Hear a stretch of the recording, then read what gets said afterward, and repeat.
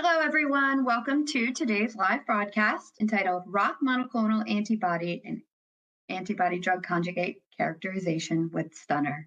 I'm Jeannie Linky Northrop, a Senior Custom Content Manager for Biopharm International.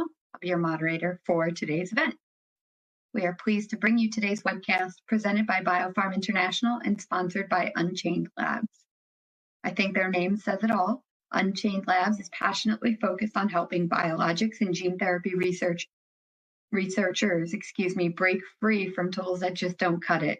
The company's goal is to create problem-tackling solutions that make a huge difference in the real science they have involvement in each and every day. Before we begin with today's broadcast, I do have a few important announcements to make to our audience members. This webcast is designed to be interactive. We have a great subject matter expert online. We encourage you to ask him questions throughout the event. You can submit any questions you have by typing them in the Q&A box. That box can be found at the bottom of your video player. You can enlarge your slide window by clicking on the small icon in the bottom right corner of the media player. Please note, however, that all slides will advance automatically throughout today's event. If by any chance you happen to experience any technical problems viewing or hearing this presentation, you can click on the question mark help widget that you see located in the top right of your presentation window.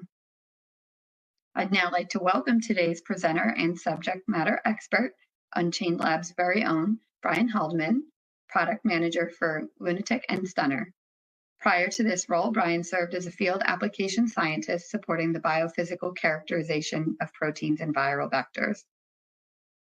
Brian earned his PhD in biochemistry from the University of Nevada, Reno, where he studied mechanics of muscle contraction.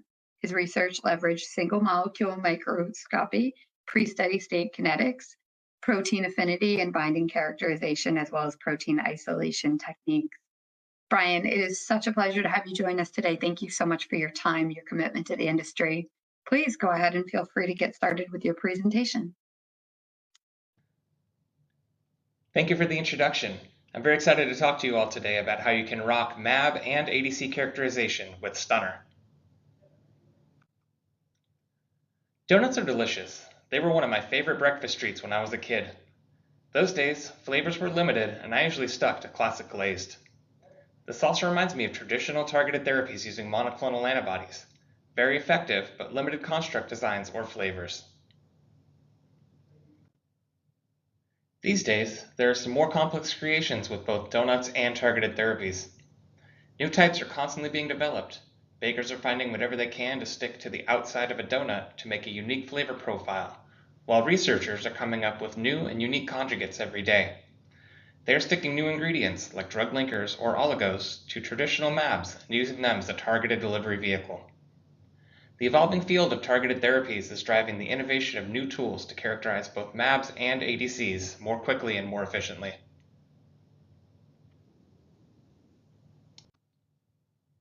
When you start evaluating tools to answer questions about quantification and aggregation of your antibody or conjugate, different techniques are useful for different things.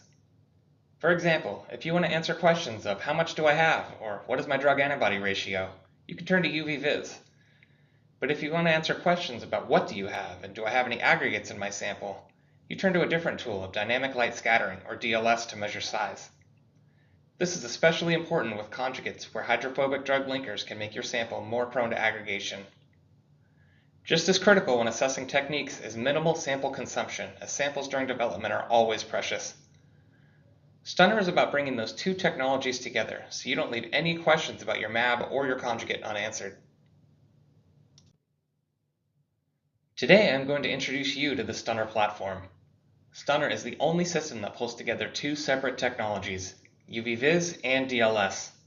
All of this data is collected from just 2 microliters of your sample. With Stunner, you can knock out antibody or conjugate concentration, DAR, size, and aggregate detection in one shot. Without skipping a beat, you'll know if your sample is good to go. Stunner works by simply loading 2 microliters of your sample into a Stunner plate. That's a normal 96 well plate where each well has been replaced with a microfluidic circuit illustrated on the slide here. When you pipette sample into the circuit, Stunner takes it from there and can read both UV-Vis to assess concentration and read DLS to understand size and aggregation. If you're dealing with a full plate, you can get 96 concentration measurements in just about 10 minutes. Adding on DLS to get sizing info takes just about an hour total. Here we can see exactly what sample loading looks like with the help of some fluorescein and a black light. In the two wells, we've already added 2 microliters of fluorescein. As you can see, to load another sample, you simply add in 2 microliters into that input well and the sample wicks into the plate. Shown here in real time, that only takes a few seconds. Not only is Stunner super easy to use, but it also provides incredible data. Here we are showcasing the huge dynamic range of Stunner from 0.03 to 275 OD. This means that your sample can be measured without the need for dilutions to fit the dynamic range of your UV-Vis system. On the left, we see the absorbance spectra with different concentrations of purified IgG, with that telltale absorbance peak at 280 nanometers. On the right, we're plotting that absorbance at 280 nanometers against the known concentration and show that the data is linear throughout the entire dynamic range, once again from 0.03 to 275 OD. Also note that each concentration shown has multiple replicates, showing how reproducible the data from Stunner really is. Digging into that dataset a little bit further, we're now plotting the measured concentration from Stunner against the known concentration. Converting to mg per mil, this dilution series was between 200 and about 2 mg per mil. Note the accuracy at both the high and the low end are both well within 2%. The precision between replicates was also very high, with CV values below 1% throughout the entire dilution series. Stunner can quantify sample concentrations over such a large dynamic range due to the 2 fixed path length cuvettes incorporated into each microfluidic circuit. From just 2 microliters of sample, you can get accurate concentration measurements without the need for dilutions or fluorescent reagents. Next, we really wanted to push Stunner's quantitative abilities by comparing 8 replicate measurements when measuring both concentration and size. On the left, we could see the absorbance spectra of all 8 replicates overlaid beautifully, and we calculated a concentration of about 10 mg per mil with a CV of only 0.2% between all 8 replicates. Now I want to transition to talking about the sizing capabilities on Stunner, which are just as impressive as the concentration. On the right, I'm showing an intensity distribution, which is a traditional result from a dynamic light scattering or DLS experiment. This is used to determine the size of molecules in solution and can tell you if your sample has aggregation. Here we show an intensity peak at 11 nanometers, which is typical hydrodynamic size for a monodispersed, non-aggregated antibody. CV from all 8 replicates was only 1.5%. Here's a look at some more example sizing data from DLS. In this case, we have measurements of 2 commercially available protein standards, thyroglobulin and ovalbumin, which were loaded at the same concentration. Note that these proteins are different in size, which is why we see peaks at different positions along the x-axis. These standards were run separately and the results overlaid onto a single plot. On the left, in green, we're looking at the intensity distribution, which connects size and where the intensity of light is strongest. Note that the larger of the 2 proteins, thyroglobulin, scatters much more light than ovalbumin. This is a fundamental characteristic of DLS measurements where larger particles scatter more light, and we can use that to our advantage when looking for aggregates in our samples. Usually in the world of proteins, people think in terms of mass concentration in mg per mil. So on the right, in blue, you can see mass distributions that relate the size of the proteins to the mass concentration. This confirms that our samples were in fact loaded at the same concentration. Here's an example of spotting aggregates ASAP with DLS. We have 2 different samples, one that is a completely happy antibody without aggregates, and the other one where we've taken that same antibody sample and spiked in a relatively small amount of aggregates, only 1%. On the left, with our purely happy antibody sample, we have a nicely monodispersed intensity and mass distribution, where again we have an overlay of 6 different replicates showing the precision with Stunner. In our sample where we spiked in the aggregates, we now have signal in the intensity distribution at multiple sizes, indicating that there are some aggregates present in the sample. This is great because we know we spiked in a relatively small amount of aggregates, but DLS excels at seeing large particles even if they are rare. Those large, rare particles will show up in the intensity distribution, and the mass distribution shows that our sample is primarily monomer, which gives us a better idea of how big of a problem there is with aggregation. And it agrees with what we already knew, that aggregates are only 1% of our total antibody in this sample. I also wanted to mention that if you're looking to max out your throughput, Stunner is compatible with robots for both liquid handling and plate loading. We have an API software package available, which allows Stunner to seamlessly integrate with many different types of lab automation robot systems. For this case study, we first wanted to find the ideal storage buffer for our model mAb, trastuzumab. We exchanged trastuzumab in 4 common buffer formulations and assessed the quality in each formulation using Stunner. That's where Unagi came in, which is our automated buffer exchange system. Unagi has flexible sample throughput and can handle anywhere from 1 to 8 samples per run. It can also handle a wide range of sample volumes from about half a mil up to 8 mils. Unagi is super simple to use and requires less than 15 minutes of hands-on time to set up your experiment and load your samples. Simply put in your exchange parameters, load your samples, and let Unagi do your buffer exchange while you get other things done in the lab. Here we're showing a schematic of the workflow that Unagi uses to buffer exchange your samples. We'll start here on the left where we put our samples into our consumable that we call an UNA. Each UNA has a filter on the bottom, which can be user-defined for the molecular weight cutoff and also the chemistry of that filter. Next, once we load our samples into the UNAs and put the UNAs into the Unagi, we have an ultrasonic volume sensor that measures the volume of each individual sample. Next, we apply pressure and mixing to allow the filtrate to go through, keeping our sample inside of the UNA. We can then measure the volume again and then refill with the buffer that we want to exchange into. This process will be repeated until we reach the target exchange percentage that we input when we set up the experiment at the beginning. Once we have our exchange samples, we have the option to concentrate them at the end to get to a higher concentration.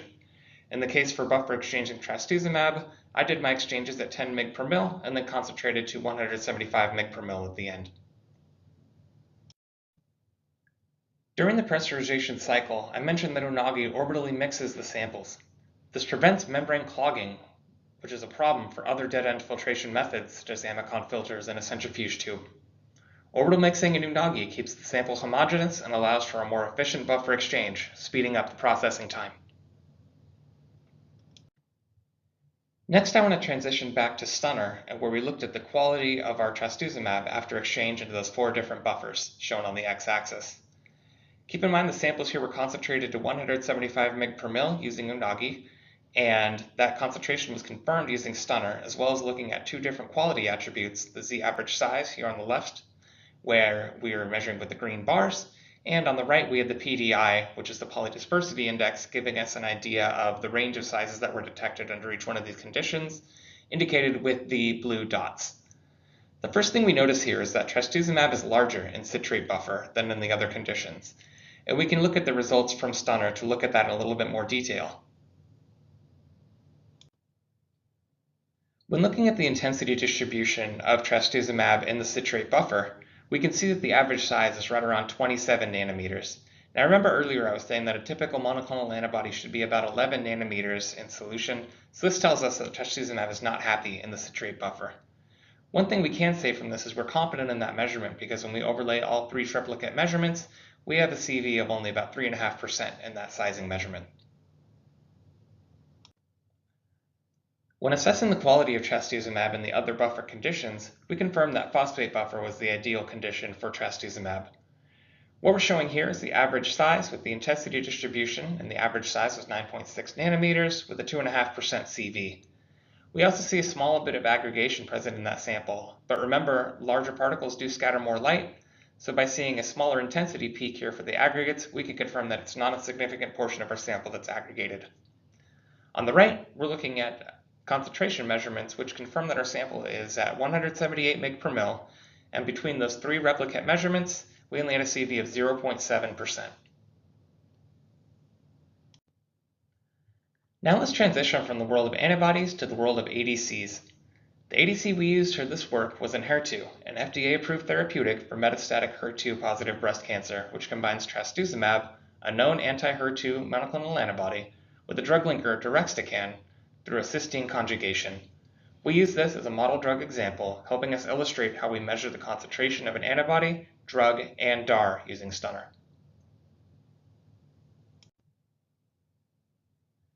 To characterize this ADC using Stunner, we can start by first measuring each component part. The absorbance of a protein is pretty standard. In fact, if you're measuring just an unlabeled protein, this is the step you can skip. But for ADCs, it's helpful to measure a dilution series of your antibody to teach Stunner what the absorbance behavior of your antibody is. Separate from measuring your protein, you could take your drug or other small molecule and run a similar dilution series, and it's going to save that absorbance behavior as an analyte in the Stunner software. Those spectra can then be combined as shown in the next slide. Now we're ready to characterize our ADC using Stunner. You can take the total absorbance from a UV-Vis experiment, shown here in black, and since Stunner knows the underlying behavior of the antibody and the drug linker, it could break down that total black signal into its component parts.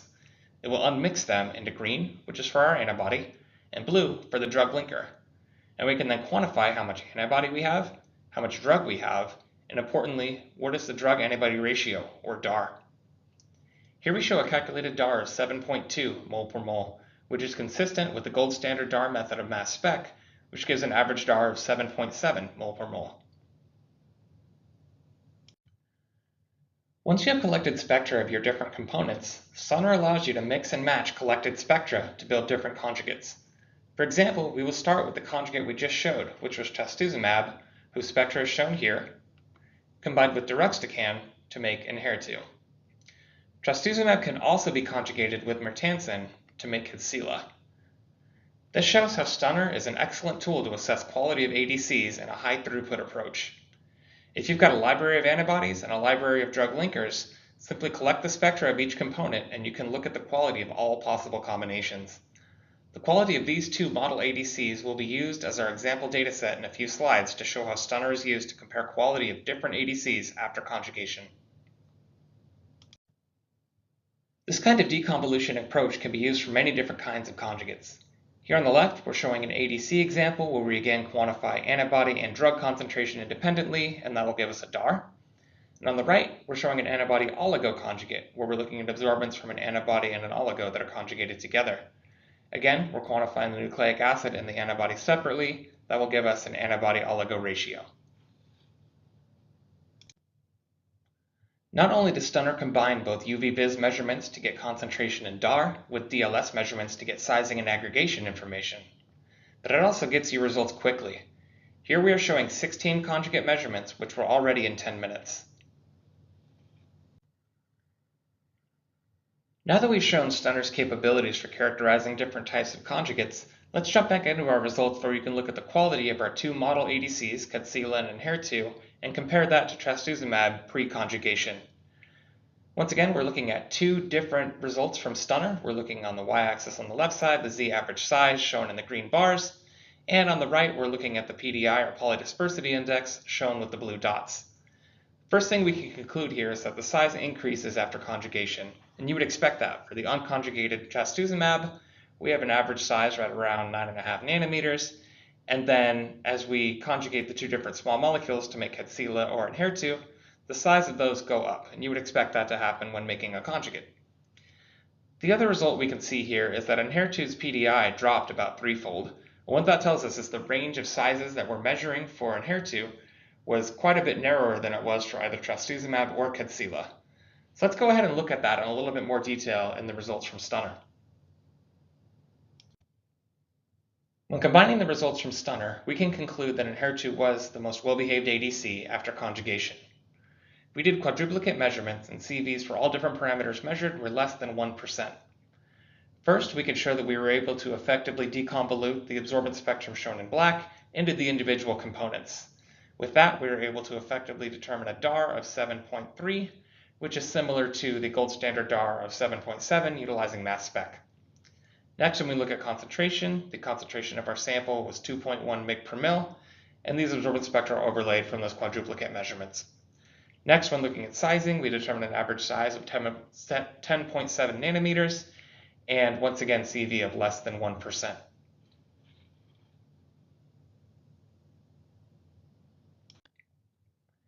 In conclusion, we've shown how Stunner is the ultimate tool for all-in-one biophysical characterization of mAbs and ADCs, combining UV-Vis and DLS to give you concentration, DAR, size, and aggregation measurements in just minutes.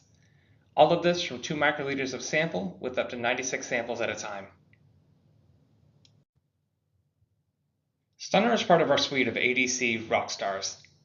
We have Stunner for concentration, DAR, and aggregation, Unagi for buffer exchange and removal of unconjugated drug linker, and when you want to take on stability measurements, Auntie can crank up the temperature to give you TM, TAG, and T-size to really dig into the differences between your mAbs or conjugates.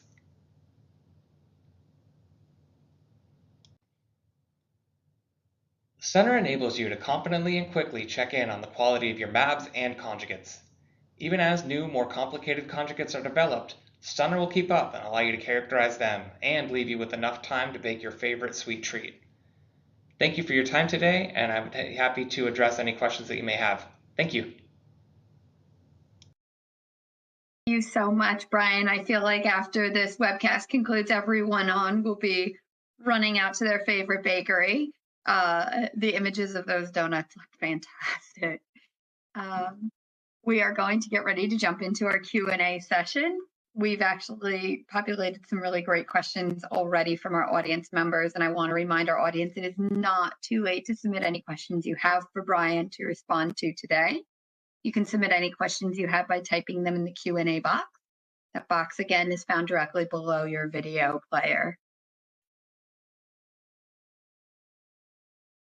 Brian, first I'd like to talk to you a little bit about your approach with other conjugates. I know you started to elaborate on this, but if you wanted to discuss in more detail the approach working with other conjugates, specifically antibody oligo conjugates. Yeah, we're seeing those more and more these days, and absolutely something we can characterize with Stunner as well. So as long as you can characterize the spectra of each individual component, whether that's an oligo, drug linker, things like that, absolutely, we can run those and characterize them with Stunner as well. Thank you. Yes, I feel like oligos are a very popular topic in today's industry. Another question that came in, Brian, this audience member's ADC is purified, but fairly low concentration. We're looking at about 0.2 mg per mil. Can it still be characterized using Stunner? Sure, absolutely. Yeah, so our typical lower limit of detection when it comes to an antibody, characterizing those on Stunner, is actually going to be about 10-fold below that at 0.02 mg per mil. So yeah, you're well within the quantifiable range there at 0.2 mg per mil. Thank you. Now I have a couple of questions that started to come in related to drug antibody ratios, calculating DAR. So I'm going to look at this. First, I'd like to jump down to someone's question about measuring DAR if the drug payload absorption is overlapping with an antibody at about roughly 280 nanometers. Sure. Yeah. So, in that case, we can also look at the shape of those peaks. So, for example, another thing that Stunner can do is deconvolute between, two different spectra that, have peaks in the same place. So, for example, DNA and RNA. But we can deconvolute between those because of the width of those peaks. So, depending on the shape of that spectra, as long as the shape is different between the two, we can effectively deconvolute between them. That being said, depending on the drug linker that you have, if there's another peak that we can utilize for determining the extinction coefficient and the concentration, absolutely we can utilize that one as well. It doesn't necessarily have to be the 280 peak. Great, thank you. And as a follow-up, just if there was anything else you'd like to add on to someone's question about elaborating on defining their drug in the software and calculating DAR. Mm-hmm. Yeah, so we are able to collect the spectra of our individual analytes, or what we'll call them, right? So the different pieces of our conjugate. And the way that we do that, you could set it up in Stunner, and it walks you through the process of making this dilution series. And if you have known concentrations of that drug linker, you just simply make dilutions of it. And what that does is that teaches Stunner what that spectra is and allows us to get the extinction coefficient. So from there, you can then determine the concentration of how much of your specific analyte is part of that conjugate, and that's how we're able to determine the DAR, because we can get the concentration of our antibody and concentration of the drug linker, and then we can determine our DAR from there. Thank you. So I know you started to elaborate on just how quickly samples can be run through Stunner, but again, how long do you feel it really takes from start to finish to analyze samples using Stunner? Sure, yeah. So depending on how many samples you have, usually the way that we talk about this is you can run a full plate in about an hour, and that collects, all the different data, right? So sizing, concentration, DAR, everything like that. That being said, the other example that I had in there, which is I would say more common, where we see people run, for example, like 2 columns on a plate, so 16 total samples, that was done in about 10 minutes. Wow. Okay, that's fantastic to hear. Thank you. So we're going to wrap up with 2 more questions today, Brian, one of which is talk about Stunner's utilization in regulated labs. Yeah, absolutely. So we have a 21 CFR compliant version of our software. So that has all the characteristics needed to work in a regulated lab, right? So we can do audit trails, set permissions for each user, things like that. Yeah, we do have the software available to utilize Stunner in a regulated lab. Okay, great to know. Brian, we are going to get ready to wrap up. But before we do, just to put you on the spot just a little bit longer, any final thoughts, final insights to utilizing Stunner, and where can our audience members learn a little bit more? Absolutely, yeah. So to learn more, we have a great resources page on our website. So at unchainedlabs.com, our resources page there has a ton of different, pre-recorded webinars, things like that, as well as tech pages, app notes, and support at Unchained Labs is the email that you can use if you have any further follow-up questions to ask any more about them. So. Fantastic. Brian, appreciate your time today. Appreciate you making us all hungry. So again, yes, donuts are definitely on my mind. I hope they're on others' minds as well. We are going to get ready to wrap up with today's discussion, but thank you so much for your time, your interest, and your commitment to the industry. I'd like to thank our audience members as well for their time today, as well as their great questions to you from today's presentation. Of course, I'd like to thank Unchained Labs for making today's presentation possible in partnership with Biopharm International. At this time, as we go ahead and prepare to conclude, I'd like to ask our audience members for one more brief moment where they would help fill out responses to a brief survey that'll populate on your screen after today's presentation has concluded. As always, we really greatly appreciate your insight. You will also receive an email alerting you once Brian's webcast is ready for replay on demand, and we invite you to forward on his announcement to these colleagues, any colleagues you know of that may have missed today's live event. So thank you so much to everyone for your time today, and we hope to see you again soon. Have a great rest of your day. Goodbye.